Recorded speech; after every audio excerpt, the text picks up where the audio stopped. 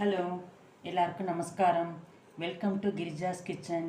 இன்றைக்கி நாம் இந்த வீடியோவில் பசலைக்கீரை கூட்டு எப்படி பண்ணுறதுன்னு பார்க்கலாம். இது நம்ம தோட்டத்தில் பசலைக்கீரை இருந்தது, பறித்து அனுப்பி வச்சுருக்கேன்.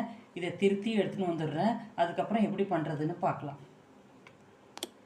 இது பாருங்க, கடாயில் ஜலம் விட்டுருக்கேன். திட்டமாக ஒரு 2 கிளாஸ் ஜலம் விட்டுருக்கேன். இதுக்கு ஒரு 100 கிராம் பைத்தம்பருப்பு சேர்க்குறேன். பைத்தம்பருப்பு சேர்த்துட்டு நம்ம பசலைக்கீரை நிறுத்தி காமிச்சோம் இல்லையா, திருத்தி வச்சுருந்தது, அதை இப்போ மேலாக வச்சுடலாம். பைத்தம்பருப்பு அடியில் நல்லா வெந்து வந்துடும். இந்த பசலைக்கீரையும் ரொம்ப சீக்கிரம் வெந்துடும். ஒரே ஒரு தக்காளி திருத்தி வச்சுருக்கேன், அதையும் இதோட சேர்த்துடுறேன். இது வெந்துன்னு இருக்கட்டும். இந்த பாருங்க, கீரை தக்காளி எல்லாம் போட்டிருக்கோம் இல்லையா, அது வெந்துன்னு இருக்கட்டும். அதுக்குள்ளே நாம் இதை அரைச்சின்னு வந்துடலாம்.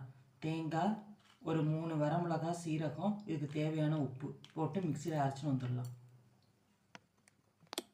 இந்த பாருங்க, நம்ம போட்டிருந்த பைத்தம்பருப்பு, தக்காளி, கீரை எல்லாமே நல்லா குழஞ்சி வந்துடுது. இந்த பாருங்க, தக்காளி போட்டிருந்த உருவே தெரியல. மிக்சியில் நம்ம தேங்காய், வரமிளகாய், சீரகம், உப்பெல்லாம் போட்டிருந்தோம் இல்லையா, அதை இதோடு சேர்த்துடலாம். சேர்த்துட்டு ஒரு கொதி வாங்கட்டும். கொஞ்சமாக பெருங்காயப்பொடி சேர்த்துக்கிறேன்.